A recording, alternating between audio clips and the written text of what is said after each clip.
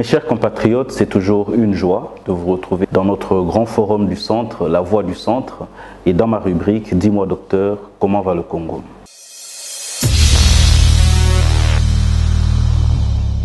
Cette semaine, nous allons inévitablement parler de la récente audition du programme du gouvernement Ilunga Ilunkamba au Parlement, à l'Assemblée nationale. Après l'avoir écouté, ce programme répond, à mon avis, au désir de changement du peuple congolais, dans le sens qu'il met en exergue toutes les priorités que les Congolais veulent voir être exécutées pendant cette législature des prochaines 5 années. D'abord, parce qu'on priorise la sécurité, qui est une priorité des priorités si l'on veut avoir un pays qui est capable de répondre aux impératifs de la mondialisation par rapport à sa relance économique. Ce programme met aussi en exergue les désirs de l'amélioration des conditions sociaux des Congolais, parce qu'il veut à tout prix améliorer ou redéfinir le système de santé pour permettre un accès aux soins de santé universels à tous les Congolais, mais aussi combattre le chômage, combattre la pauvreté et surtout répondre à une disposition constitutionnelle importante qui est celle de la gratuité de l'enseignement. Sur le plan diplomatique, le Premier ministre veut faire du Congo une voix forte et surtout audible à la fois sur le continent et dans le monde.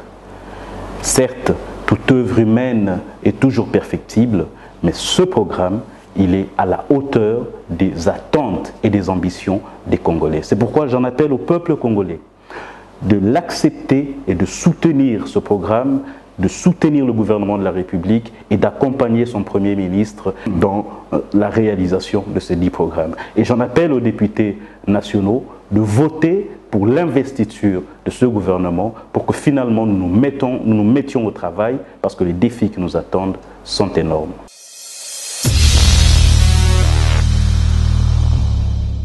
Mes chers compatriotes, je voudrais saisir cette occasion pour souhaiter une bonne rentrée scolaire à tous nos écoliers qui ont effectué leur rentrée scolaire le lundi dernier. Avec d'ailleurs une très bonne nouvelle, c'est l'annonce de la gratuité de l'enseignement primaire par l'exécutif de notre pays.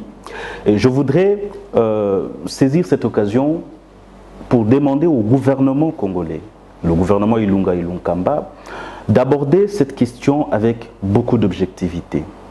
Contrairement à certains propagandistes qui utilisent cette information comme moyen de propagande politique. Je ne crois pas que les Congolais ont encore besoin ici, alors que les défis qui les attendent sont énormes, que les dirigeants ou les politiques puissent prendre ces défis sous un angle propagandiste. Parce que quoi que la gratuité soit un droit constitutionnel, elle a été décrétée en 2010 par le président Kabila, mais elle s'est butée face à diverses difficultés, notamment les moyens financiers qui devaient suivre. Les défis sont donc énormes par rapport à cette gratuité. D'abord, la dernière table ronde sur la gratuité de l'enseignement a fait état d'un montant de 2,6 milliards de dollars à mobiliser chaque année pour assurer l'intégralité de la gratuité de l'enseignement. Ce n'est pas impossible de le mobiliser, mais ce n'est pas anodin, parce que c'est quand même plus de 40% du budget national. Le défi, c'est celle de la rémunération de ces enseignants, qui jusque-là se demandent encore à quelle hauteur cette rémunération sera. Le défi, c'est celle de lutter contre la surpopulation des salles de classe, parce que des salles de classe gratuites et surpeuplées détériorent la qualité de l'enseignement. Les défis, c'est celle aussi de ces écoles dans lesquelles nos enfants étudient, qui doivent être réfectionnées pour la plupart ou construites là où elles n'existent pas. Ce sont donc là les véritables défis que tout responsable politique doit aborder avec sérénité et objectivité et ne pas plonger dans la propagande, parce que notre peuple n'en a pas besoin.